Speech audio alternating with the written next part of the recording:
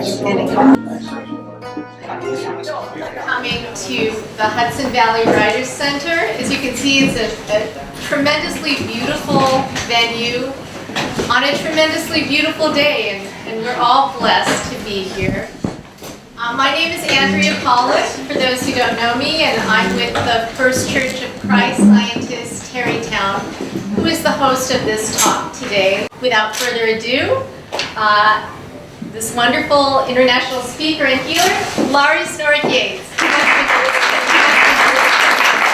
Hi, everybody. Hello. Welcome. So glad that you're here on this beautiful afternoon. It just turned out to be an afternoon of stillness with the snow covering over the town and falling steadily as we get to spend a little less than an hour together thinking about stillness and how it has healing power in it. And everything you'll hear today comes from my background as a Christian Scientist and as a practitioner of Christian Science healing for the last about 15 years or so. Now, stillness is a lot about perspective, as you'll hear in this talk today. That it's not something that is really far away. It's not something we have to go elsewhere to find. We don't have to go on vacation or be done with work or done with our tests in school or gain a lot of money to be able to travel to faraway beautiful places in India or Japan or somewhere else in the world. Stillness is really a matter of perspective and of finding in ourselves the quiet that is part of our divine reality and our divine nature. And that's really what we're going to discover a little more about in our talk today.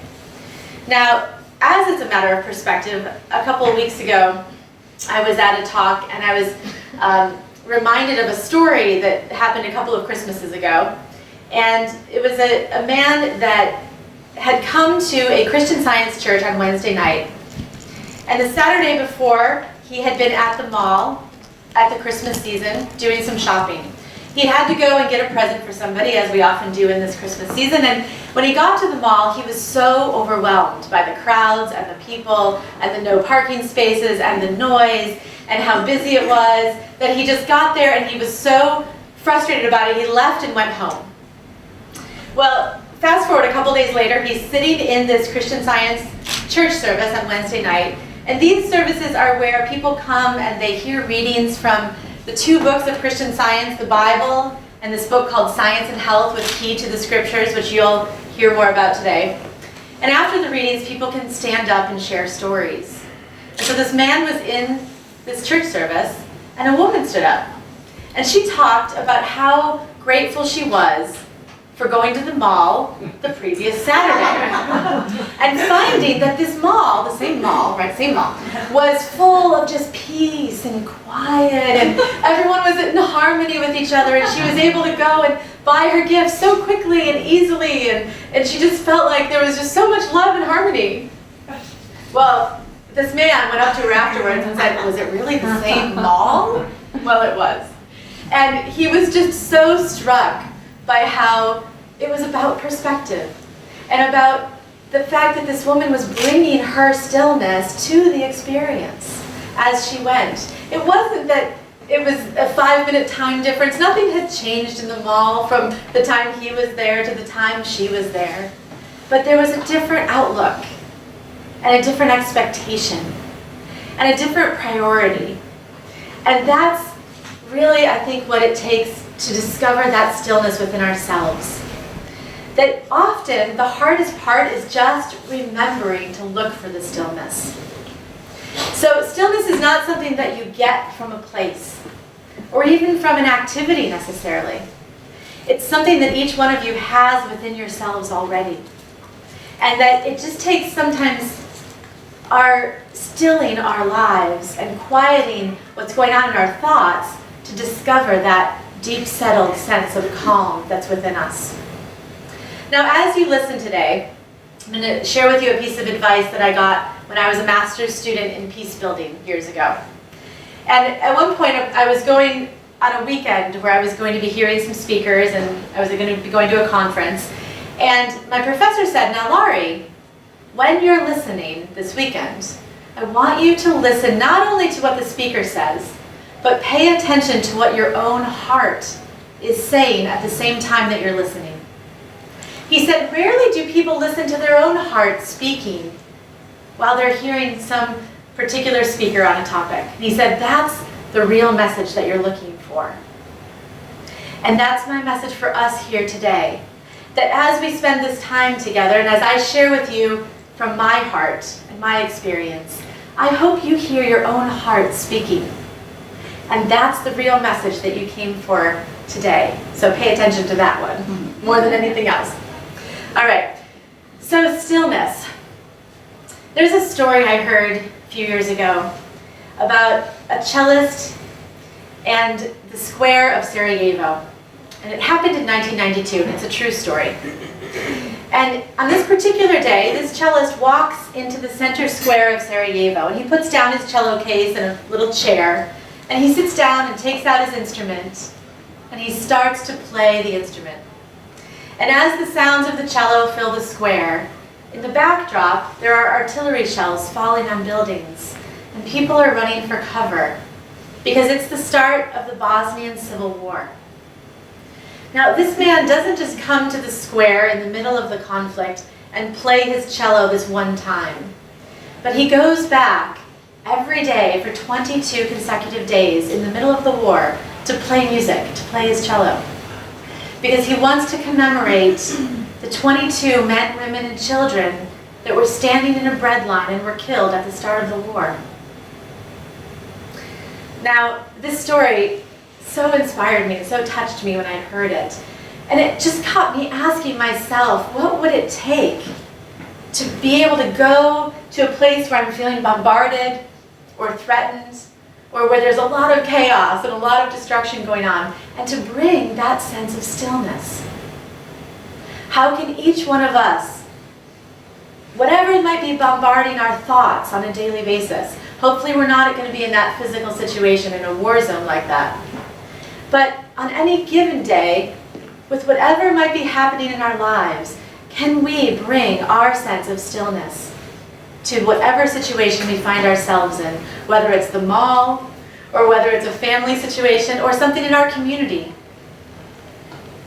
Now, there's a woman named Pam Brown, and someone sent me this quote that someone shared this quote with me a couple of years ago. I'm just going to share it with you. And she talks about stillness. She says, at the center of the most turbulent heart, there is a place of peace, a place beyond time that cannot be touched by change or loss. No tumult can disturb the quietness. No shadow can dim the light. Here, in this stillness, is rest and healing. Nothing we suffer, nothing that we fear, can damage its perfection.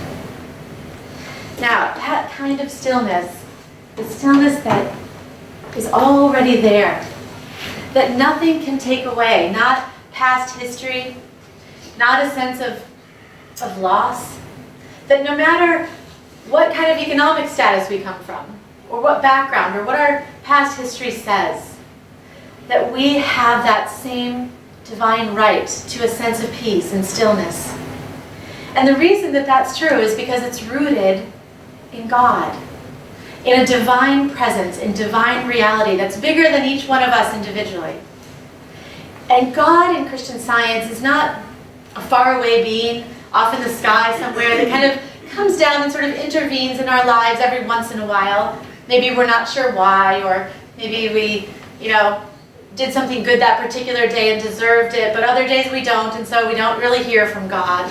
That's not the God in Christian Science that we understand.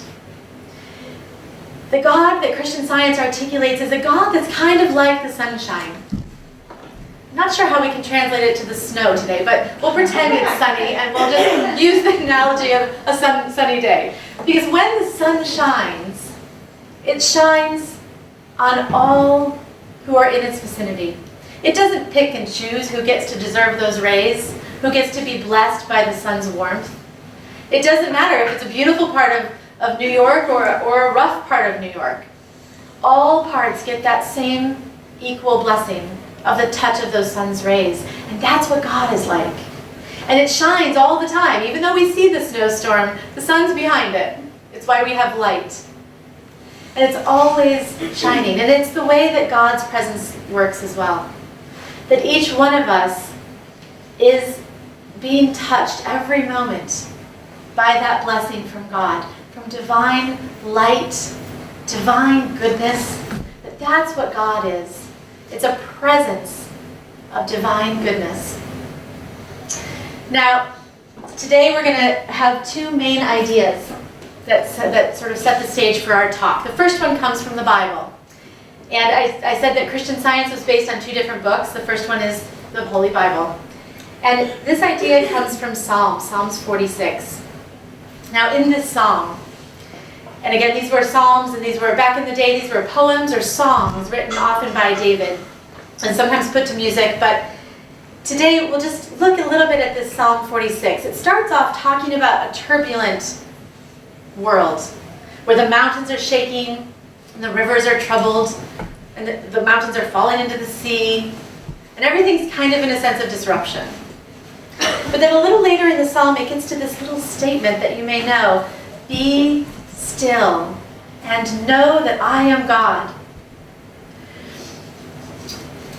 To me, that sounds a lot like stilling whatever seems to be trying to bombard us in our thoughts to find the God that is always right there. Now, Mary Baker Eddy, who's the author of the book Science and Health with Key to the Scriptures, this book really it takes its ideas directly from the Bible and looks at them in a spiritual light and how to put them into practice in our lives. Mary Baker Eddy wrote this about stillness. She said that spirit, God, is heard when the senses are silent. So, how do we hear that divine presence? How do we connect with it?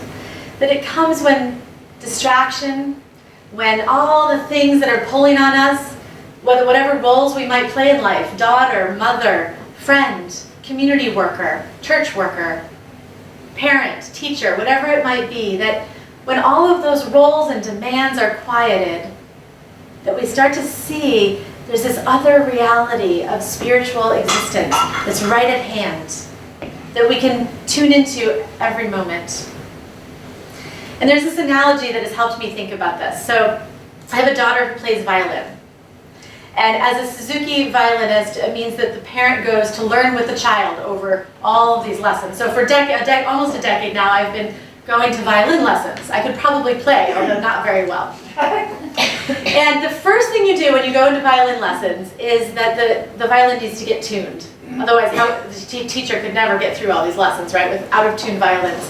So she turns on a tuner, and then my daughter will play her violin with the same note. And at first it's out of tune, right? So you hear this kind of vibration, it's kind of out of sync, it doesn't sound very good. But then slowly she turns the little fine tuners on her instrument, and it brings the violin into tune with that tuning note, the one note that's playing on the tuner. And once the violin's in tune, it sounds like there's only one note being played. And that sense of unity is how we each exist. That's what our spiritual reality is like. That all of those external definitions we have of ourselves that keep us having lots of demands on our time, how tall we are, what we weigh, what we're wearing, etc., that in this reality, this oneness with God, all of those external definitions fall away. That we see ourselves as the outcome of the light of God, as children of light. And that is the place where there is a profound sense of calm and stillness. And that sometimes the first step is just remembering to look for it and to tune in to that divine presence that's right there, like the violin has to get in tune before it can be played. Now, we're going to have three main sections of our talk today. The first one's going to be looking at being still and knowing that I am God, and how that can help us look at stillness individually, how it helps us to practice it on a one-on-one for ourselves. And we'll look at stillness, and then we'll look at an example of how is that healing? How does it bring healing to our lives in each of these sections?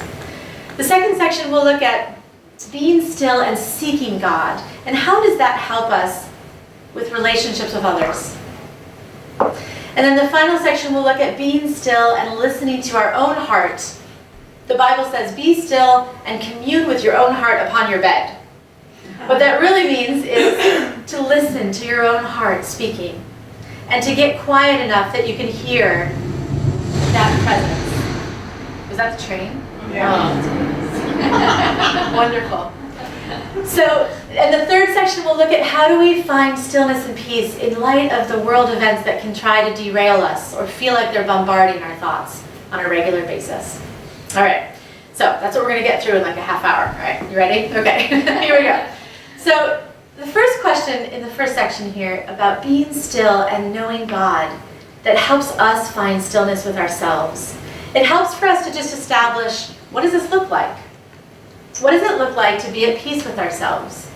And that's actually a question I have for all of you here today.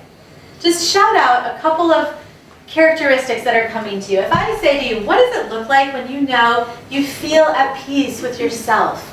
What does that look like? What would you say? How would you answer it? Just shout out any calm words that come to you. That's a deep sense of calm. Joy. Happy. Letting Joy. go. Letting go, right? Feeling humble. Serenity. Excellent. Oh, a sense of serenity. Oneness. Good. Oneness. That Relaxed. oneness we talked about. Relaxed. Great. Free from anxiety. Free from anxiety. Peace. Peace. A deep sense of peace. Excellent. Anything else we missed? Good.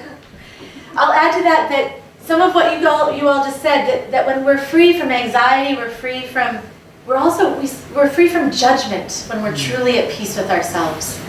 We don't judge ourselves so harshly. We don't judge others so harshly when we're really feeling at peace.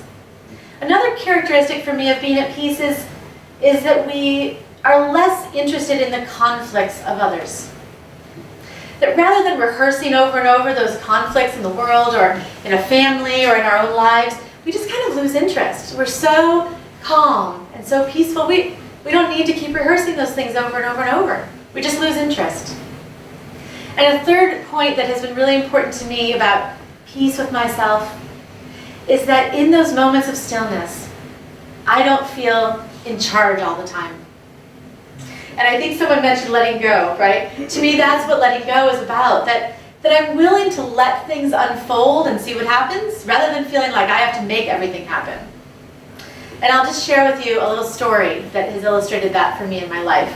And this is where it gets to the healing aspect of it. That all of those qualities that you all just mentioned, they're not just nice ideas that you can talk about here, but then you leave and you go home and you're back to the stressful life that we all seem to live in this hurried, busy world. These ideas have healing power behind them. They're not just good human characteristics. They're a description. What you all shared with me is a description of identity at the core of who we are when we're being still. That we are at peace, that we are calm, that we feel joy. I don't know if someone said gratitude, that gratitude is there, that we're just feeling connections with others that we didn't expect. So, a couple of years ago, around Christmas time again, I was preparing to have family come into town. And I was getting ready for the wonderful meal we were going to have and getting the presents for my kids, and they had lots of activities and so on. And I was feeling quite harried, I must say. And I live outside of Boston, so similar community, I think, to here in Tarrytown. And life can tend to be a little bit hectic outside of Boston, I have to say, from time to time. And it can be tempting to think that stress just becomes a natural part of life. Well, one day I woke up, and if we don't check that thought, I think sometimes it creeps in, right? That stress is sort of this ever-present thing.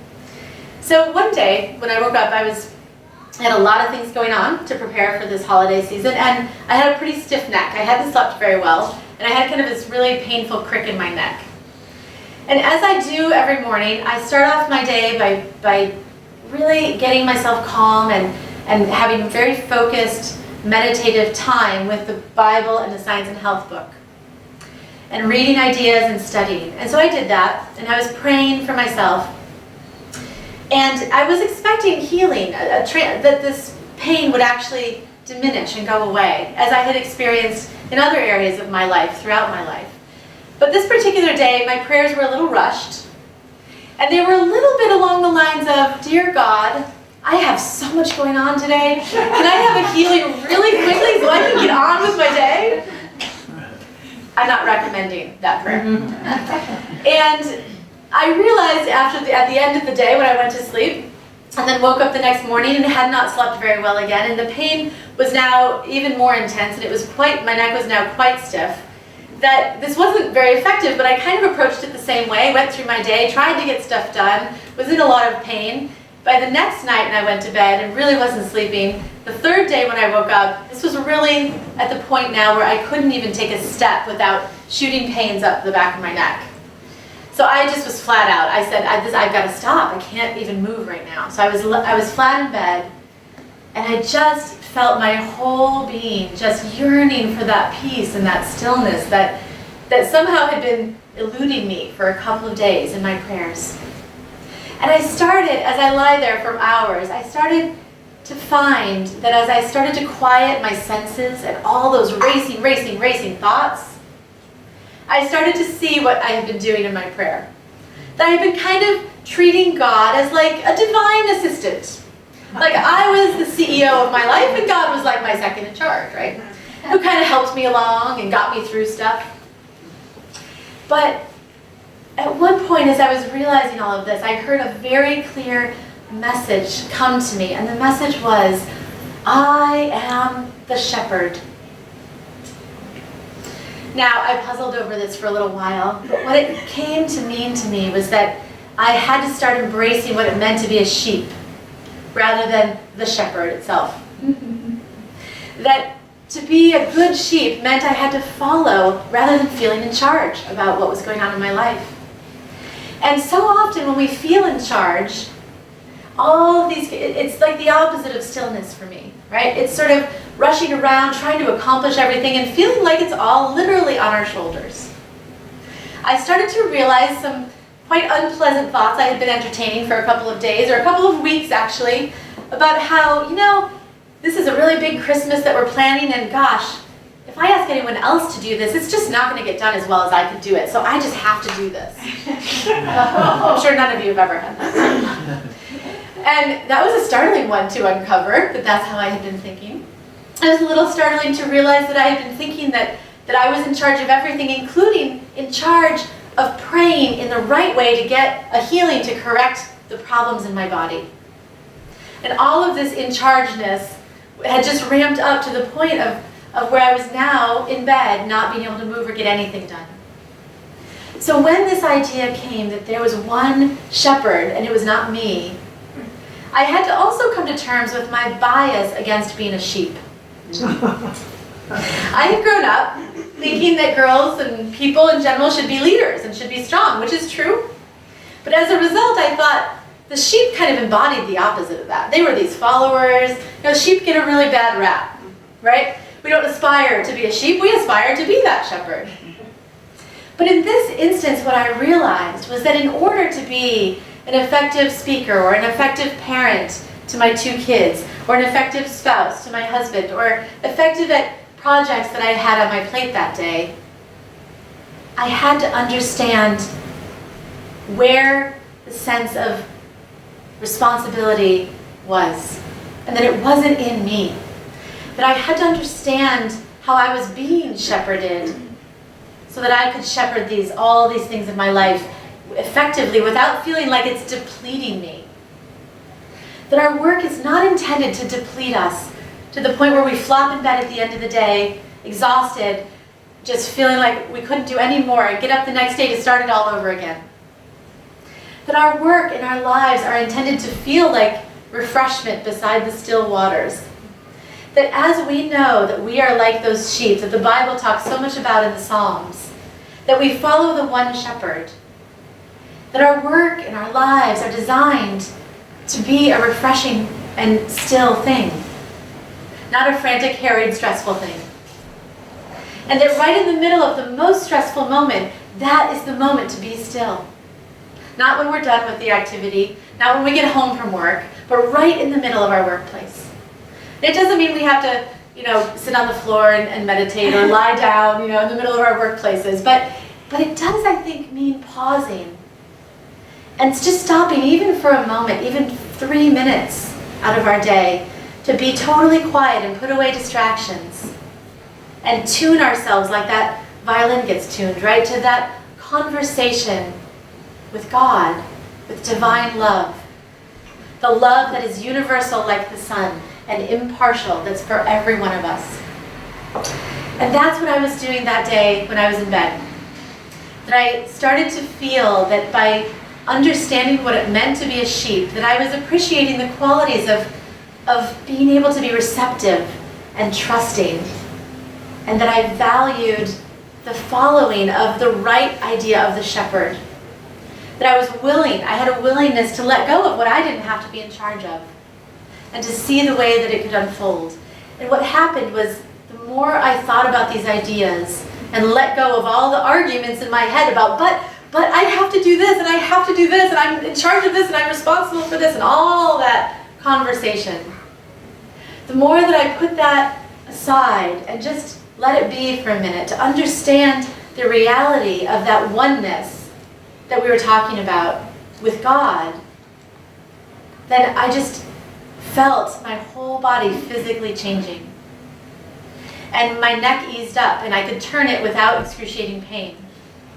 And all of my muscles and everything in my shoulders just loosened, to the point where I could go downstairs and rejoin my family for the celebration.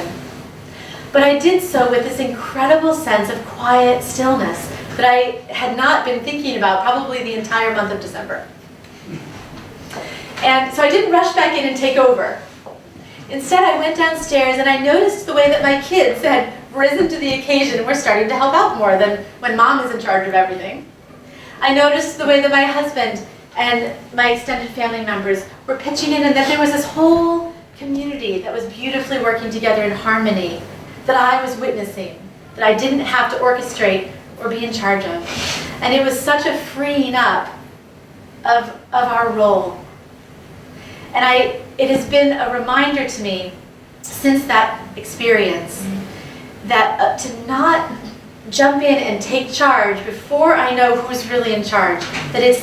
That God and divine presence is what's in charge. And being responsive to that allows me to participate in the harmony rather than have to be in charge of making the harmony. Now, this is the idea from the Science and Health book that I think characterizes this experience for me. Mary Beccaretti wrote this. She said, "There's a scientific unity which exists between God and man, and it must be wrought out in life practice, and God's will must be universally done." That there's this divine presence that impels us to conform to the divine reality.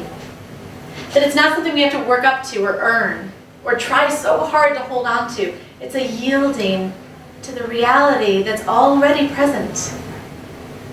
That all those qualities we listed, sometimes what happens in healing experiences for me, and what happened in this one, was that my prayers started off thinking, here's my challenge, and I'm going to look up ideas in some spiritual writings to apply to this challenge, and at the end, hopefully I'll come out with a resolution.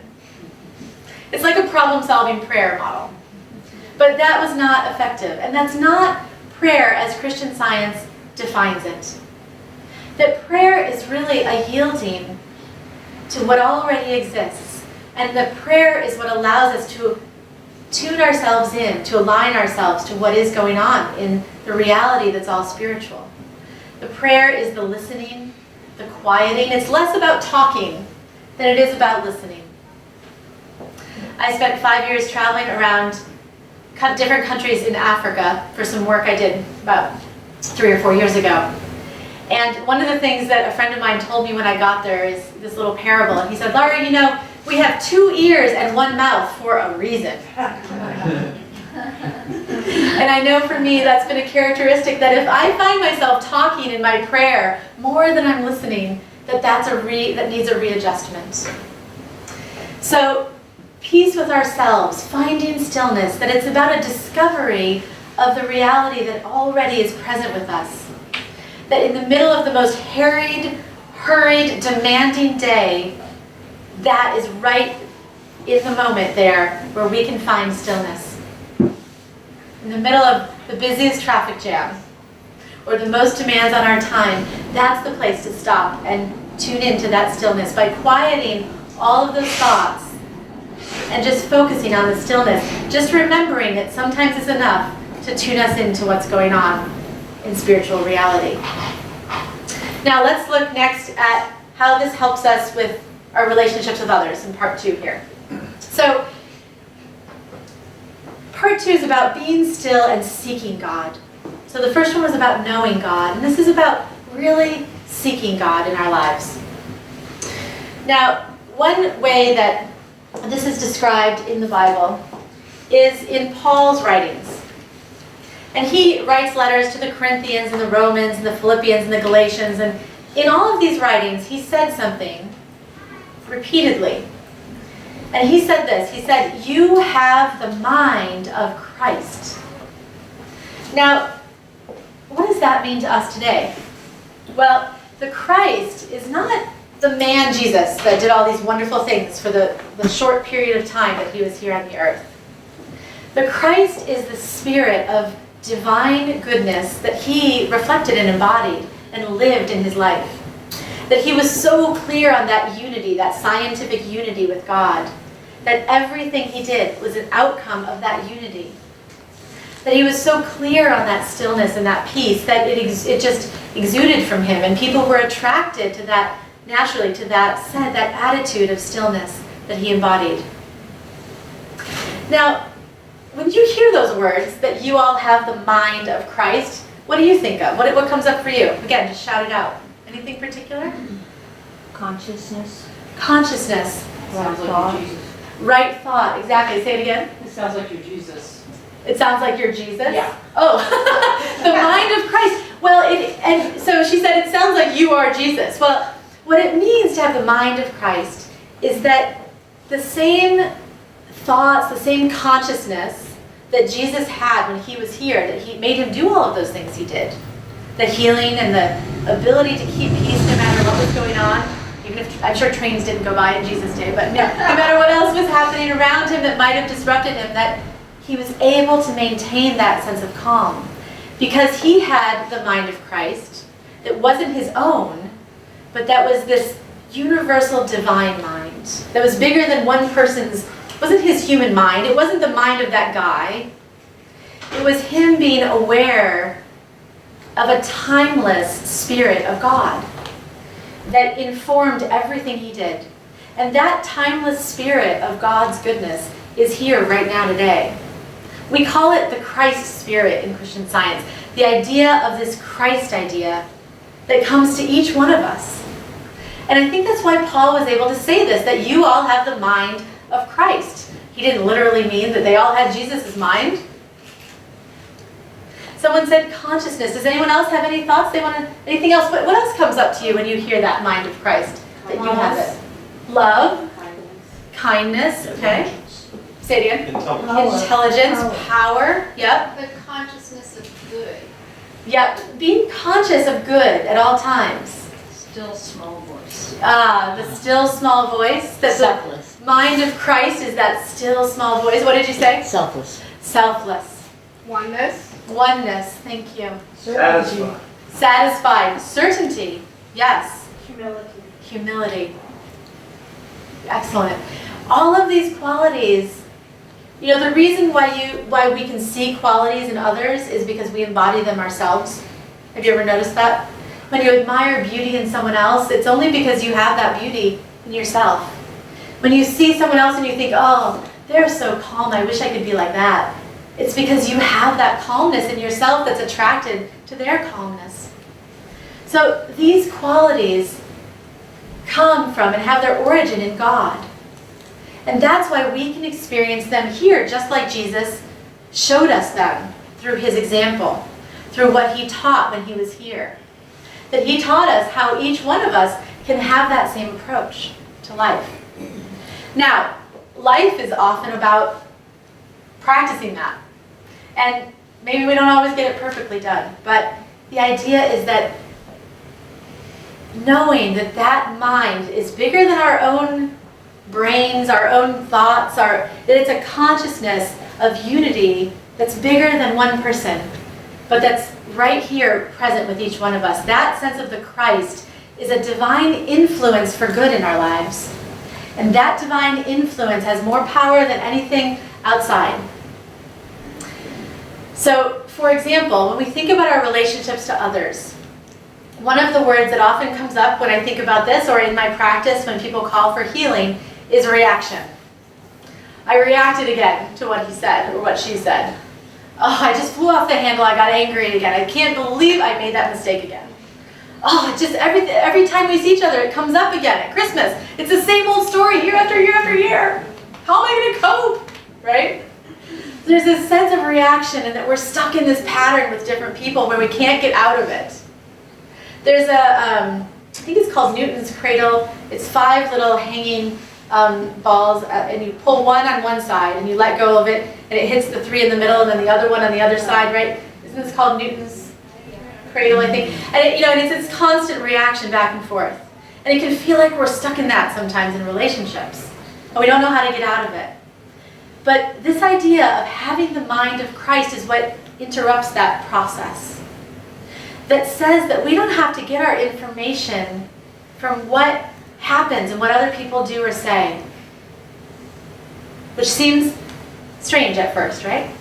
But Jesus, when someone came up to him who was crippled or ill for a long period of time or had particular mental challenges, his information about that individual came from the unity with that divine consciousness, not from the picture in front of him. And that's what enabled it to change. That his information had this other source, the mind of Christ, the Christ source for thoughts. And that's the same mind that we all can practice and turn to in our lives, because that is our only true divine mind in our divine creation, as we are truly created. Now, I have a friend, I'll tell you another story about, to illustrate the healing part of this sense of stillness, that the mind of Christ is always still, always at peace. And I had a friend of mine about 10 years ago was working in her home, and she dropped a glass, and it shattered into 1,000,000 pieces, and one of the little tiny pieces of glass got embedded in her eyeball. And it was very painful, and her husband was really concerned about her eyesight, and she was so uncomfortable about this. Now, she was a Christian Scientist, and she had been practicing spiritual healing according to the teachings of Jesus and the Bible and the Science and Health book, and putting that into practice and seeing results in her life. But she was so uncomfortable that her husband finally rushed her off to the local hospital, to the emergency room. And when she got there, the doctors looked at her, and they could see the little piece of glass in her eye, and they told her what they would do to take it out and remove it, and they would prepare for this minor operation or procedure, really, to get it out. So she asked if she could go in the other room and just make a quick phone call. So she did. And she left, and she got really quiet, and she called me on the phone. And she asked if I would pray for her. And this is what I do full-time professionally, so I said I would be happy to pray with her according to the way Jesus prayed and the teachings of Christian Science. And we only had a couple of minutes on the phone, but the inspiration that came really clearly was for her to go back into the hospital and love everything she saw. And she said she would try. And she hung up the phone, and she got up, and she walked back. And all of a sudden, she felt this love come over her. She felt in love with everyone in that hospital. She was in love with the patients, with the doctors, with her husband who was there. And just everyone, she felt this incredible sense of love for. All of the worry about her eyesight, the anxiety about what was going to happen with the doctors, the worry if something would be damaged in the process, the regret and the blaming of herself as to why this had to happen to her. All of that fell away and was replaced by just loving others and everyone around. And as she walked back into the hospital, the piece of glass fell out of her eye without any trouble. And the doctors looked at her and they said, well, now the piece of glass isn't there, you're fine, you can go back home. But what was so striking to her was that power of love. That there was this power that just transformed how she thought and felt, and then the way her body responded. And that's something that she has been working to experience and stay with for the rest of her life since. And that sense of love, that clarity and that power of love that's right there, it comes from that relationship to God, that oneness with God. And when we hold to that and turn towards that idea of the love that's powerful for each one of us, it has tangible results in our experience. It enables us to feel the power of that mind of Christ like you all just talked about. I don't know if anyone mentioned forgiveness, but that's the quick to forgive is a great quality of that Christ spirit. And when we are really feeling that we have that same divine mind that has existed throughout all time, we're less quick to react. We start to tap into some of that love that my friend experienced. We start to feel that the power and presence of that love right where we are, that it's not far away from any one of us. And it changes the way we respond in relationship to others. That we start to see relationships that have been this way for years and years in a different light.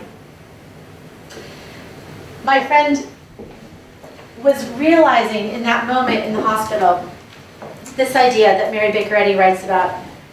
She says that, "To the burdened and weary, Jesus saith, Come unto me. There remaineth a rest for the righteous, a rest in Christ, a peace in love. The thought of it stills complaint.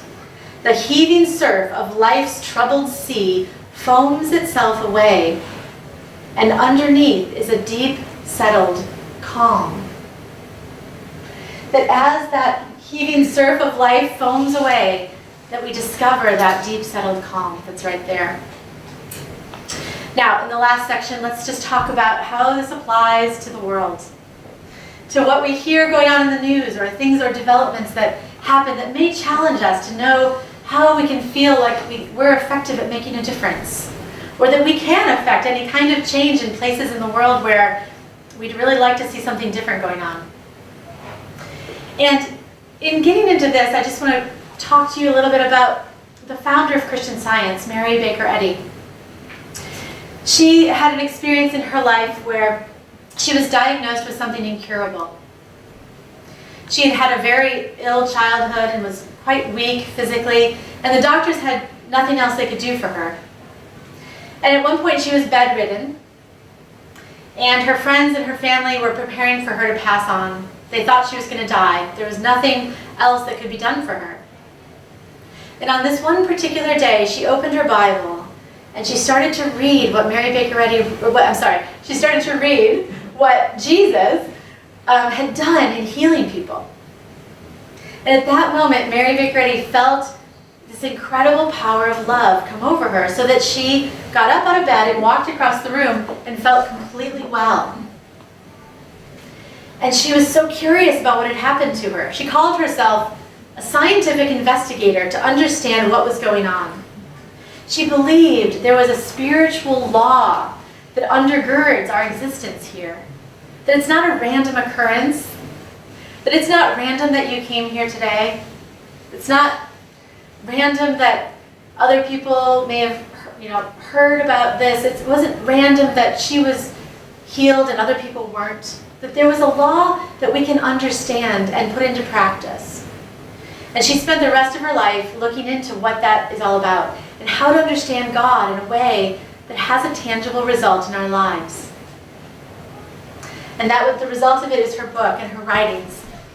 And one of the other results that came from her work was the Christian Science Monitor newspaper, which has won 7 Pulitzer Prizes. It's still in existence today. It's an online newspaper today. It also has a weekly magazine attributed with it. And she started this because she wanted there to be a news source that injures no one but blesses all of humanity. She was looking at a time, this was late in the 1800s here in New England, or nearby in New England, here in the United States, in the late 1800s and early 1900s. And it was a time when the news cycles at the time were publishing lots of false news reports. I don't know if that sounds any familiar to you. And she felt that this sense that there needed to be a source of journalism that was like a beacon of light, that allowed there to be hope, that when people felt hopeless, there would be a little nugget of something that would get people on the track to expecting hope again. Not falsely, not in a Pollyanna way, but in a tangible way that really brought a blessing to humanity. And that was the focus, and still is, of the Christian Science Monitor. And I think about it like this. So there was a story of a contest for peace. When I was studying peace building, there was a contest for children to draw what they thought peace looked like. So if you have kids, or you can go home and quiz them and ask them what they would draw. But this is the drawing that won this contest. The child had drawn a rushing, roaring waterfall, tumbling over rocks and falling into a big pool below with all the turbulence and the steam that comes from the waterfall falling down. And if you've ever been at a waterfall this powerful, is it a quiet place if you're close to it? No. Right? You have to shout kind of to be heard because the water is very, very loud. Well, right behind the waterfall on a little tiny ledge was a yellow canary. And the canary was pictured as singing. And this was the image the child had drawn of what peace looks like.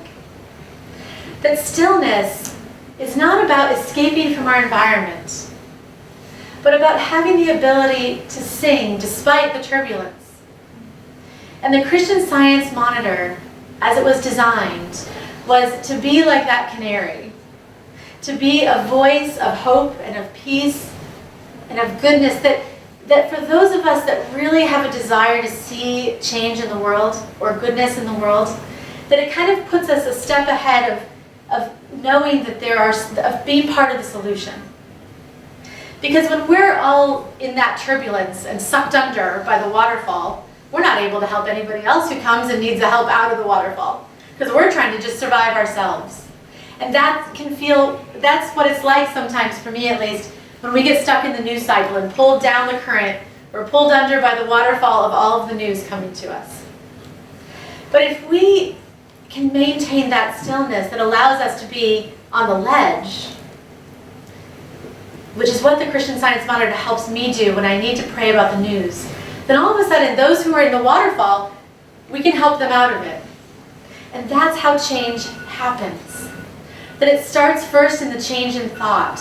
All change in policy, in government, in nations, between nations, the change starts with an idea. It starts in consciousness. And that's every single prayer for hope and goodness that we pray chips away at the division or the intractable challenges that seem to be perpetuated decade after decade. That every little prayer chips away at that so that consciousness can make a shift. Not one of those prayers is useless. And as we get still and maintain our ability to know that reality, we become part of the solution.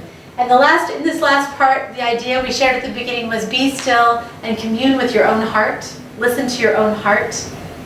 Even louder than we listen to the news reports.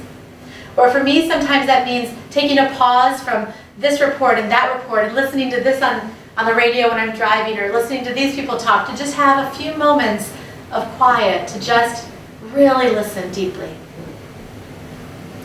And that is where stillness is found. In conclusion tonight, stillness is about a conscious, constant capacity to understand God, the God that is universal and impartial love. It's about pausing in our day to discover the reality that's right there at hand that we might be missing in our rushing and hurrying and stress. And to really look for that deeper reality that underlies our existence, to find the law of love that is right there for us. And that has tangible healing results in our own lives, in our relationships, and in what we see in the world. Even if we don't see it immediately, but it chips away at what needs to change, and it makes a difference. Would anyone like to, I'll just open it up for a couple minutes for questions or comments before I just share one more idea with you before we close. Does anyone have any questions or comments they'd like to add or share, anything that's coming to your thought that you just want to kind of put out there for those of us here today?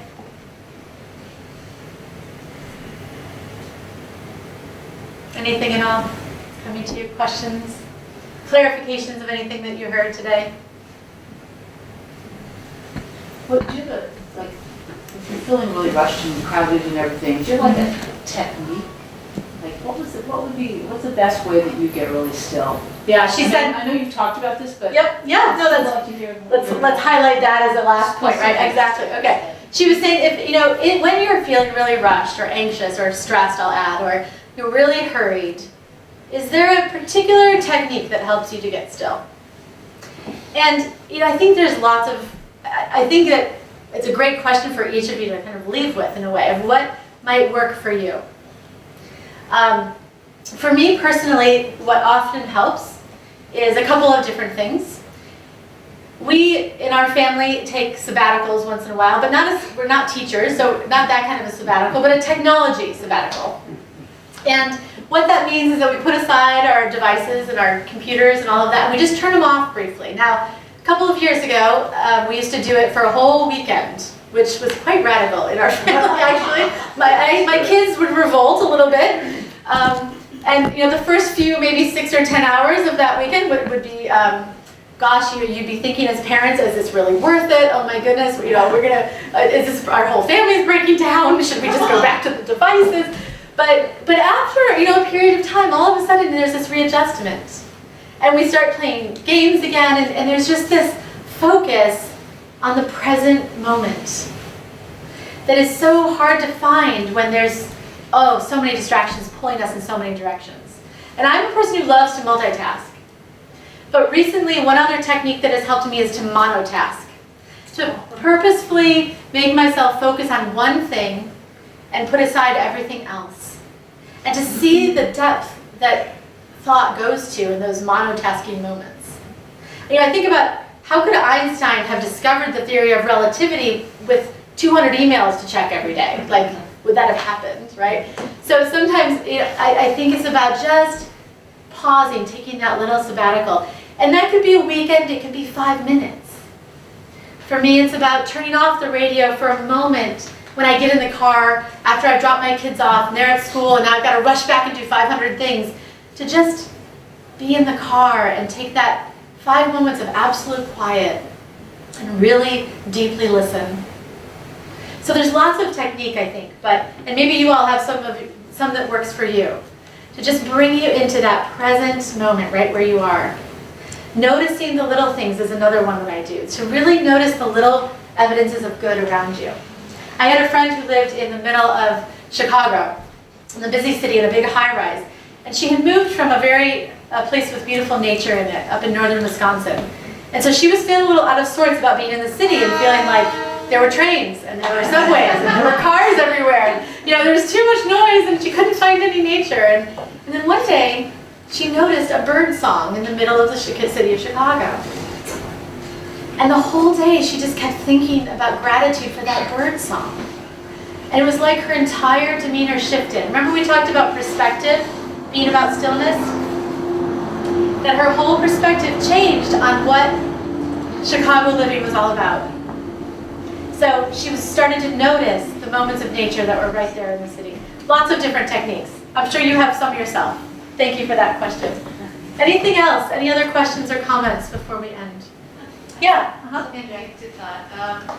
I just was hoping you could talk more about forgiveness, forgiving yourself, forgiving others. Sure. She said, can you talk more about forgiveness, forgiving yourself and forgiving others?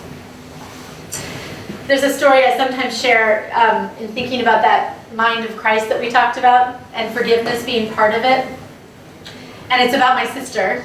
She said I could tell this story. So years ago when I was first a new parent, my younger sister used to come over and she would give me parenting advice. Now she has no kids. So my tendency at first would be to kind of, not necessarily listen to what she was saying, but I got a little defensive and kind of, a little bit reactive maybe to the fact that she had no kids and who was she to tell me how to be a parent and so forth. Well, this kept happening in my thought, and finally one day I was thinking about our relationship when I knew she was coming over. And I was just yearning to be more forgiving, be more accepting, and to have that sense of the Christ, and to really see the Christ in her. And to see that the Christ in others is what responds to the Christ in us. That as much as we feel like these mortals trudging around with these specific bodies and this specific hair color and bumping into each other and having conflict, that the promise is that we can start to see ourselves and others as more like that light of Christ. And that that light is what responds and brings us together with others. And as I was thinking about this and I thought about my sister, I started to really focus consciously on wanting to look for that Christ idea in her. And when she came and she offered her parenting advice this particular time, I found I made a joke, which I didn't really think at the time I was a very funny person, but this particular joke just came out and she started laughing and I started laughing, and all of a sudden there was no tension or conflict anymore. Now this is a minor experience in light of what many of us have and need to be thinking about in terms of forgiveness. There are much more egregious experiences that are harder to forgive.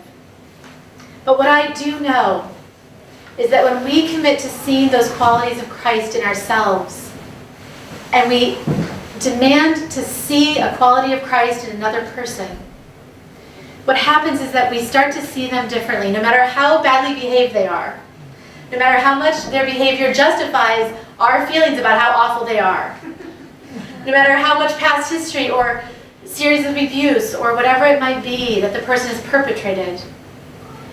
That the forgiveness is about who we are, not who they are. That forgiveness is about how we want to be and the qualities that we want to hold in ourselves, not who the other person is or isn't. And that's what changed in me that day, and it is applied to situations with my father and other things throughout the history of my life, that when I focus on how I want to see the light in others and that Christ light, it orients the way that we see, and it changes us. And that's what forgiveness is. Reconciliation is different. It's between two people. But forgiveness is something that happens with us. And it changes the way we see. I hope that's helpful. Wonderful. Okay. Well, thank you all so much for coming today and for being here. I know you may have to get on to other things. I hope as you do, you take the stillness with you. And I will just close today with an idea from Mary Baker Eddy. She writes that we should adopt the spirit of the Savior's ministry and abide in such a spiritual attitude as will draw men unto us. Mind demonstrates omnipresence and omnipotence, but mind revolves on a spiritual axis, and its power is displayed and its presence felt in eternal stillness and immovable love. Thank you all for coming today.